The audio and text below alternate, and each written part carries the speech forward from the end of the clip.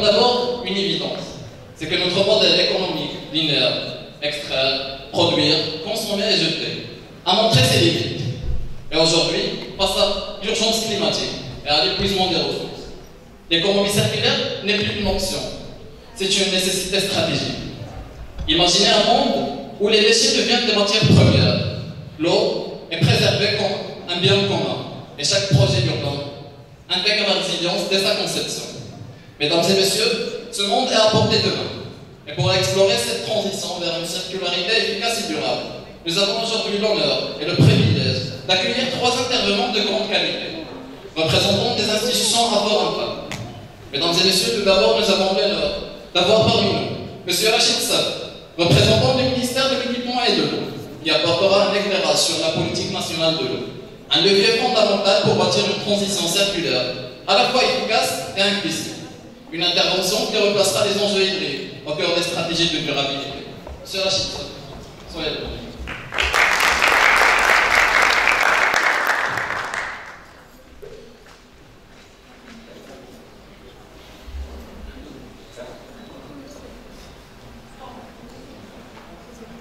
Monsieur Rachid.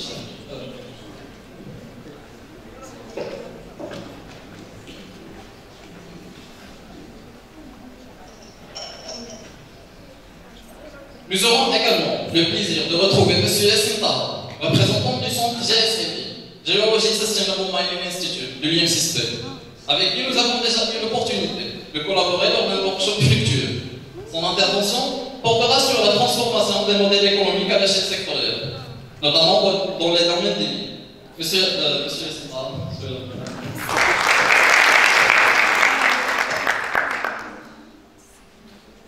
chers invités, après cette présentation des thématiques et de nos éminents intervenants, il est temps d'entrer dans le vif de notre session.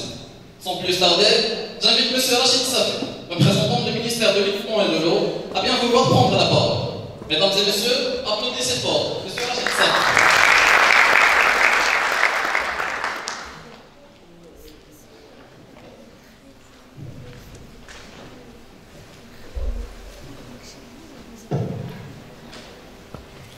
Honorable assistant, merci beaucoup permettez-moi d'abord de remercier premièrement notre grand professeur M. Ibrahim et les membres du GICO. Aujourd'hui, je demande de représenter le ministère de l'Équipement et de l'eau pour faire une présentation qui concerne la politique nationale de l'eau, les enjeux et les perspectives et la relation avec la thématique de la journée qui est l'économie circulaire et la valorisation optimale des ressources naturelles. Tout d'abord, je rappelle que je suis la lauréate de l'école Maccadia, donc le département génie minéral, promotion 2006.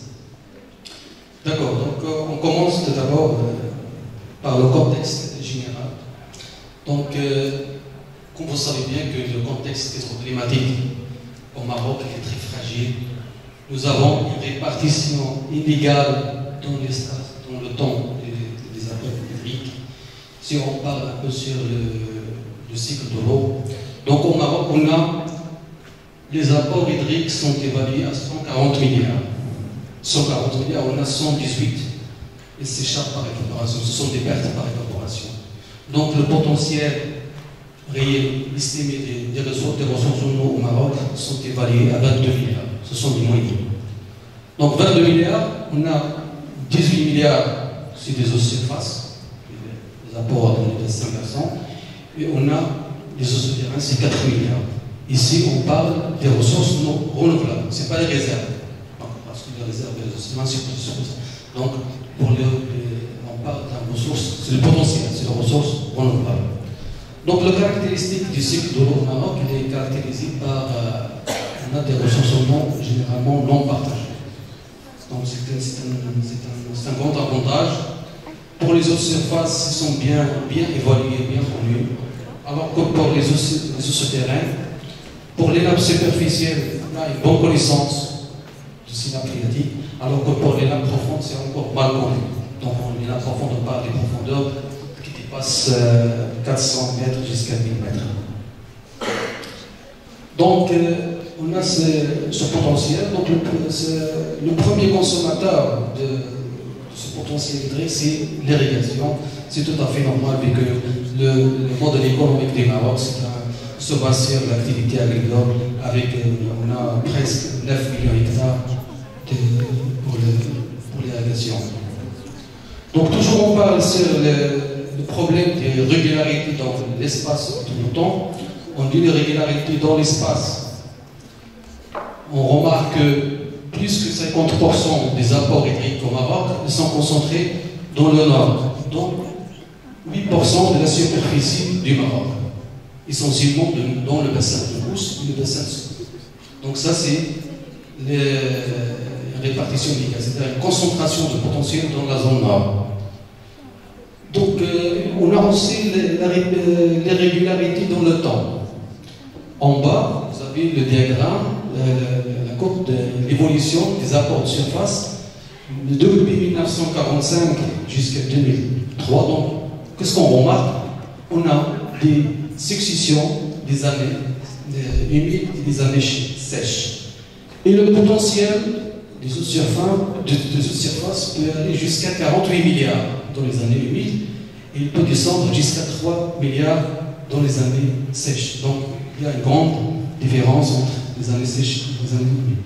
Donc, si on fait une moyenne, donc depuis 1945 jusqu'à aujourd'hui, on tombe sur un chiffre à peu près presque de 18 milliards. Mais si vous regardez, donc la moyenne des années 1945 jusqu'à le début des années 1980, la moyenne est 21 milliards. Et que la moyenne dans les 40 dernières années, c'est 14 milliards. Donc on a une tendance vers la baisse des apports des eaux de surface. Et c'est tout à fait logique avec le changement climatique, l'augmentation de la température. Donc le problème du changement climatique. Il y a aussi une autre problématique, ça concerne l'exploitation, la surexploitation des eaux souterraines. Donc on avait constaté qu'il y a une diminution. Il y a une diminution dans les niveaux pisométriques au niveau du côte principalement pour le Maroc. L'autre problématique, c'est l'effet de l'érosion, avec l'envasement, le problème de l'envasement des barrages, le problème de la pollution, par exemple dans l'agriculture, le problème des nitrates, les rejets industriels, ainsi de suite. Il y a aussi l'augmentation des besoins. Donc, comme on avait constaté, vous avez ici des estimations. Par exemple, pour l'alimentation non potable, la demande est estimée en 2020 à 1,7 milliard. Il va passer à plus que 2 milliards en 2050. La même chose pour l'irrigation. Donc, on a des estimations 2020 à 14 milliards. Il va passer à 6 milliards en 2050. Donc, on doit chercher à satisfaire ces besoins malgré les changements climatiques. Lorsqu'on parle des changements climatiques, c'est deux phénomènes. Le premier phénomène, c'est la sécheresse. Le deuxième phénomène, c'est les inondations. Donc la sécheresse est très claire, c'est un diagramme qui montre les apports au niveau des barrages. Donc on a une irrégularité et il y a une tendance vers la baisse. Ici vous avez une illustration des barrages de Messira, c'est un grand barrage. Donc en 2013, vous avez une retenue qui est plus importante, qui est passée de 100% et qui est passée de 100% en 2013 à inférieur à 1% en 2021. Donc c'est un grand barrage, un barrage stratégique pour l'alimentation en potable de la zone de Casablanca, Stade, qui a connu un problème de sécheresse. D'autre côté, c'est les inondations. Vous vous rappelez de l'événement qui a été passé en Maroc en septembre, les inondations qui ont été vécues dans la région de Rachidia, Fili et Ouarzazate. Donc, on avait vu des averses orageuses enregistrées en 2 jours. Ils ont des apports qui sont équivalents à la moitié de la pluviométrie que connaît la région. Donc, on avait atteint 250 mm, 200 mm, donc des apports exceptionnels en précipitation. Il y a des avantages et des inconvénients. Les avantages, c'est qu'on a 263 millions de mètres cubes comme apport pendant ces 2 jours et l'amélioration de la situation des réserves dans les 2 bassins de Ouadnoun et de Aouadnoun et d'Yeltsisnis et des inconvénients avec une vingtaine de morts dans les provinces concernées. Donc, pour bénéficier de ce phénomène, le Maroc a passé à la mobilisation des eaux de surface par la réalisation des barrages. Donc, ici, vous avez l'évolution de la capacité de stockage. C'est la mobilisation des eaux de surface. Donc, depuis les années 70, avec la politique de feu de Sa Majesté Hassan II, politique des barrages, avec la construction de plusieurs barrages, donc la capacité des Maroc à stocker et à mobiliser de surface a été augmentée. Et actuellement, on parle des capacités à l'autour de 20,7 milliards de mètres cubes grâce à des ouvrages de mobilisation des infrastructures hydrauliques importantes. Donc, on a aujourd'hui 154 grands barrages avec une capacité totale allant jusqu'à 20 milliards de mètres cubes. On a pour aussi les petits et moyens barrages 146 barrages. On a 6 stations de dessalement de l'eau de mer avec une capacité de production allant de 277 millions de mètres cubes et bien sûr les ouvrages de transfert. Donc ces infrastructures nous ont permis de garantir l'accès à l'eau potable au milieu urbain 100%, accès à l'eau potable au milieu rural 98%, l'irrigation d'environ de 2 millions d'hectares, contribuer à couvrir une partie des besoins énergétiques avec une puissance installée de 2120 MW et aussi la protection contre les inondations, donc le traitement de 250 points noirs ou bien points d'inondation sur un inventaire de 1032 points recensés. Bien sûr, avec un réseau de suivi, avec des stations hydrologiques, des postes pluviométriques, des pisomètres pour le suivi et le contrôle des patrimoines hydrauliques. Donc ces infrastructures sont issues à des orientations stratégiques. Donc on parle des orientations royales dans le domaine de l'eau. Donc Sa Majesté le roi Mohamed VI, que le Dieu assiste, a donné ses orientations stratégiques lors de son discours du 29 juillet 2024 pour la gestion de la problématique de l'eau pour garantir la sécurité hydrique du royaume. Donc on a premièrement la mise en œuvre optimale des différentes composantes du programme de PNAIP. PNAIP, c'est quoi le programme de PNAIP? C'est un programme national d'alimentation en eau potable et d'irrigation pendant la période 2020-2027. Ce programme a été mis sur place suite à la succession des ANHS, suite à un stress hydrique au royaume. Donc le ministère de l'équipement et de l'eau, en partenariat avec les autres départements ministériels, ils ont mis en place un programme d'urgence pour répondre aux besoins de l'alimentation potable et d'irrigation 2020-2027 avec un enveloppe budgétaire de 143 milliards de dirhams. Donc je vais ici j'invite les évaluateurs de prendre note avec ces chiffres-là, parce que 120 milliards, 120 millions, les ressources en eau, le volume en millions de mètres cubes, en milliards de mètres cubes, donc c'est l'occasion parce que vous aurez après le besoin de travailler avec ces chiffres-là dans votre avenir professionnel. Le deuxième objectif, c'est garantir l'eau potable à tous les citoyens et couvrir 80% au moins des besoins d'irrigation. Donc, couvrir le besoin en eau potable, c'est tout à fait normal.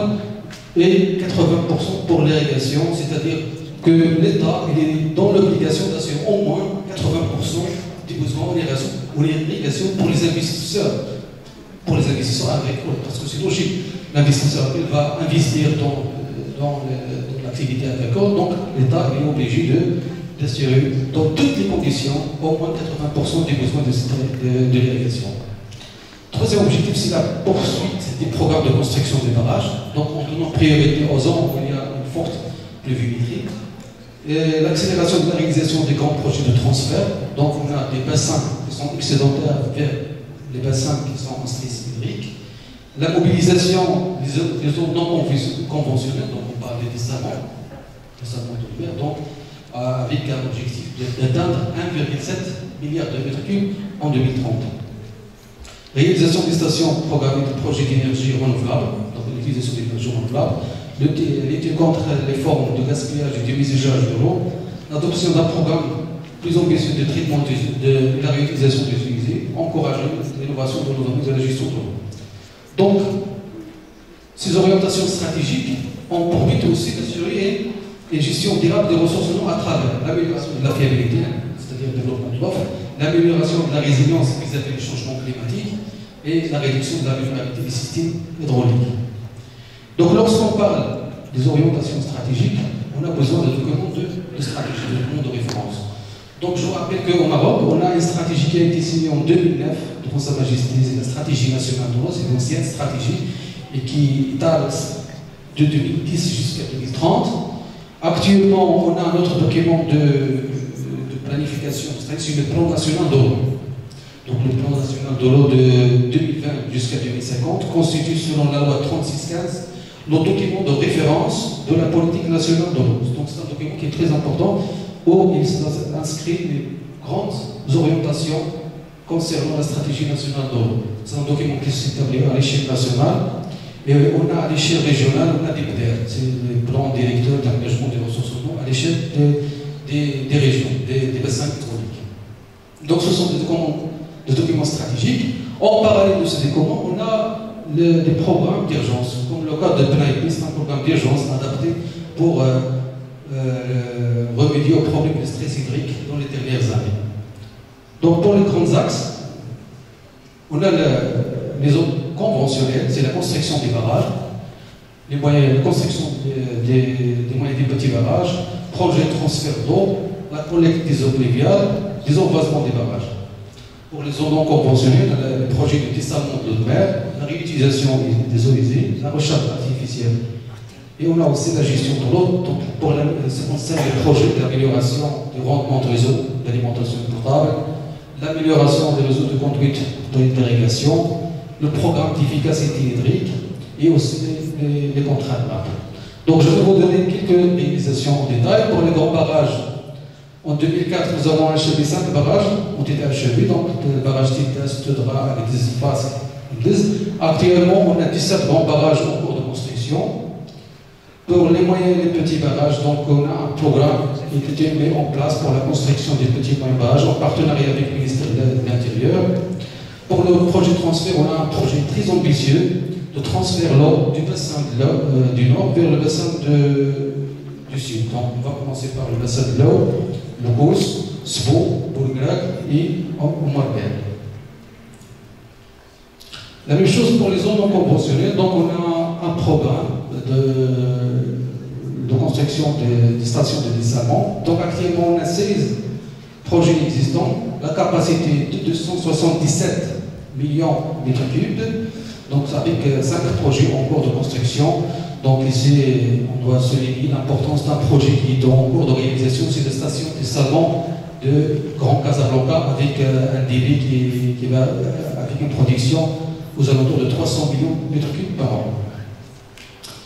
Il y a aussi le programme prévisionnel. Donc ici, il y a encore le département de l'eau et des études pour voir la possibilité de l'utilisation de l'eau de mer pour l'alimentation potable des villes à l'intérieur des pays. Par exemple, on parle de l'alimentation potable de Fès, Marrakech, Goulim, Assazak. Donc actuellement, le département de l'eau est en train de faire des études pour transférer les eaux non des dessalement de mer pour l'alimentation des villes à l'intérieur des pays. Donc pour les eaux non conventionnelles, c'est la réutilisation des eaux récupérées, donc ça c'est l'économie circulaire. Donc c'est l'accélération des projets de réalisation des eaux usées pour atteindre un objectif de 100 millions de mètres cubes pour l'arrosage des espaces verts et de golf en fin 2027. Actuellement, on est à un potentiel de 32 millions de mètres cubes. Donc là, on a des exemples pour l'utilisation des eaux usées pour l'arrosage des golfs à Rabat, Marrakech, Tétouan, à Tanger, pour les espaces verts, pour l'arrosage des golfs, pour l'usage industriel, l'expérience à l'OCP dans le sud, à Lyon. Donc l'utilisation des eaux usées pour répondre à un besoin hydraulique. Il y a aussi un programme de la recherche artificielle des nappes, donc c'est un programme qui vise à reconstituer les réserves au niveau des nappes exploitées à l'échelle nationale. Donc on a aussi des actions relatives à l'amélioration du rendement de réseau de distribution de l'AEP. Donc là, c'est logique parce qu'on va parler de dessalement. Donc le dessalement, c'est-à-dire un coût pour un mètre cube dessalé. Donc c'est-à-dire de mettre d'argent pour dessaler l'eau et on a un réseau de distribution qui est défaillant, donc avec un réseau avec des pertes long du circuit. Donc, on a un programme en parallèle d'amélioration de réseau, parce qu'on a des pertes qui peuvent aller jusqu'à 30% pour l'AOP, et dans le domaine d'irrigation, on a des pertes qui peuvent aller jusqu'à 50%. Donc, l'objectif qui a été fixé dans le plan national de l'eau, c'est de réduire les pertes dans le réseau. Donc, on a un objectif d'atteindre 78% en 2027 et 80% en 2030. On a aussi les contrats de nappe. Ce sont des contrats, on va revenir sur les aspects des contrats de nappe. Donc, on a 4 contrats de nappe ont été signés, donc 14 contrats en cours, et on a des études pour des 15 autres contrats de nappe. Bien sûr, en parallèle avec ces actions, il y a les actions de la sensibilisation au ministère. Donc, pour la production énergétique, donc la transition énergétique a vu le jour dans le temps avec le développement de l'hydroélectricité à travers la construction de barrages à but multiple. Actuellement, on est arrivé à une puissance de 2000 MW. Donc, ici, on a la variation de la production énergétique en fonction de l'hydraulicité. Donc, on remarque que la production énergétique, il dépend de la variation de l'hydraulicité de chaque année. Donc, on parle d'un nexus et une synergie entre l'eau et l'énergie, toujours par la poursuite de la réalisation des barrages multiples, c'est-à-dire on construit des barrages pour l'alimentation d'eau potable pour l'irrigation, et en même temps, on étudie la possibilité de la production de l'énergie renouvelable. Donc, la planification des projets intégrés énergétiques hydrauliques pour optimiser la consommation d'énergie, l'économie de l'eau et de l'énergie à travers la gestion de la demande de l'eau, la réduction des pertes dans les ouvrages, une gestion optimale de l'eau pour les barrages de compensation pour une meilleure valorisation de l'eau dans la production hydrique. La même chose pour le dessalement. Donc, actuellement, on a un développement des énergies renouvelables pour accompagner le programme national de dessalement, donc qui vise à atteindre l'objectif de 1,7 milliard de mètres cubes à l'horizon de 2030. Donc, pour réduire le coût de mètre cube et pour atteindre l'objectif de la neutralité du carbone. Donc, comme vous voyez, donc, la politique nationale de l'eau, donc, elle s'inspire sur les bonnes pratiques de gestion, notamment la gestion intégrée des ressources en eau, c'est-à-dire l'utilisation des eaux surfaces, des eaux souterraines, gestion durable des ressources en eau à travers étudier la durabilité de la ressource, la valorisation optimale des ressources en eau, les bons aspects de l'économie circulaire, l'utilisation des énergies renouvelables et les aspects, prenant en considération les aspects environnementaux et écologiques. Donc, lorsqu'on parle de l'économie circulaire, vous savez bien que la différence entre l'économie linéaire et l'économie circulaire, donc l'économie circulaire a des avantages, c'est qu'on a une économie bénéfique du point de vue économique, avec un impact positif sur l'environnement. Donc ici, on peut parler des projets de la réutilisation des usines comme exemple concret de l'utilisation de l'économie circulaire, avec l'objectif d'atteindre le potentiel de 100 millions de mètres cubes par an en 2027. Actuellement, on est à 32 millions de mètres cubes par an. Je vous rappelle aussi que le département de l'eau était en train de faire une mise à jour d'un décret qui est relatif à l'utilisation de zoïsme. Normalement, pour fixer les normes de la qualité, comment on peut utiliser ces eaux-là dans l'irrigation, dans l'arrosage des espaces verts, ainsi de suite. Un autre exemple qui concerne la gestion durable des ressources en eau, c'est le principe de contrat de nappe. C'est quoi un contrat de nappe? Donc, un contrat de nappe, c'est un nouveau mode de gouvernance privilégiant la participation, l'application et la responsabilisation des différents acteurs concernés dans un cadre contractuel. C'est-à-dire que c'est un contrat qui va être signé entre les responsables sur le secteur de l'eau, le département de l'eau, l'agence de bassin hydraulique, les départements ministériels, le ministère de l'Agriculture, les eaux et forêts, le ministère de l'Intérieur, et les consommateurs, c'est-à-dire les associations, les utilisateurs de l'eau, les utilisateurs de l'eau, l'industrie, ainsi de suite. Donc c'est un contrat qui signe comment on doit partager, comment on doit gérer les ressources des nappes. Comme vous savez, que les océans, ce sont des ressources stratégiques. Actuellement, les nappes superficielles sont surexploitées et dans l'avenir, on est en train d'exploiter les réserves profondes. les réserves profondes ne sont pas renouvelables, ce sont des réserves fossiles. Donc, on est dans l'obligation de faire des contrats de nappe pour une gestion rationnelle de ces réserves. Donc, ce contrat de nappe comprend les actions à faire. Donc, ici, on peut faire des actions qui ont relative avec la thématique du jour, par exemple, proposer des actions de l'économie circulaire, de l'optimisation, la valorisation optimale de la ressource, faire de la recherche scientifique, faire l'application de l'intelligence artificielle dans l'estimation des besoins des plans. Donc, proposer des projets qui sont très intéressants pour la gestion durable des ressources. Donc, si on parle sur la valorisation optimale des ressources, on peut donner d'autres exemples. On a le projet qui concerne la collecte des eaux pluviales. Donc, c'est une mobilisation des eaux pluviales par la construction des canaux au niveau des bâtiments, construction du seuil pour la collecte des eaux pluviales. On a aussi le traitement de réutilisation des eaux usées. Donc, c'est pour une valorisation optimale des ressources en eau. On a la recherche artificielle des nappes exploitées. On a des expériences avec les grands barrages. On avait constaté qu'on a des pertes importantes par évaporation. Donc, au lieu de laisser l'eau s'évaporer au niveau des barrages, il y a l'opération de la recherche artificielle, c'est de faire des lâchers au niveau de ces barrages-là pour augmenter l'infiltration et reconstituer les réserves au niveau des nappes. Donc, c'est tout stock dans la nappe, c'est mieux que le laisser au niveau de la retenue des barrages, s'évapore directement. On a l'expérience au niveau de bassin d'Ara avec le barrage de Stortoville qui fait des lâchers successifs. Donc, on avait constaté qu'il y a une remontée au niveau des nappes des oasis. D'accord, donc un autre exemple, c'est l'amélioration du rendement des réseaux de distribution de l'eau, l'utilisation des techniques d'économie de l'eau dans l'irrigation avec le développement technologique et les techniques d'intelligence artificielle, et aussi dans la poursuite d'un programme pour la production d'hydroélectricité, des énergies renouvelables. Parce que le ministre s'engage pour le programme du dessalement de mer l'utilisation des énergies renouvelables. Donc en conclusion, on a une ressource en eau qui est seule exploitée et vulnérable. D'autre part, on a une augmentation en besoin de l'eau, donc développement agricole, développement économique. Cela implique de la nécessité de la mise en œuvre des politiques nationales de l'eau qui se basent sur les bonnes pratiques de gestion qui concernent la valorisation optimale des ressources en eau, l'utilisation des nouvelles technologies, des énergies renouvelables.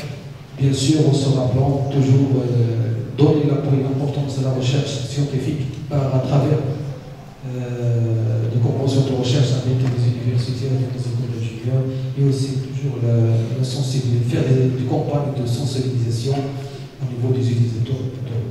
Et merci pour votre attention.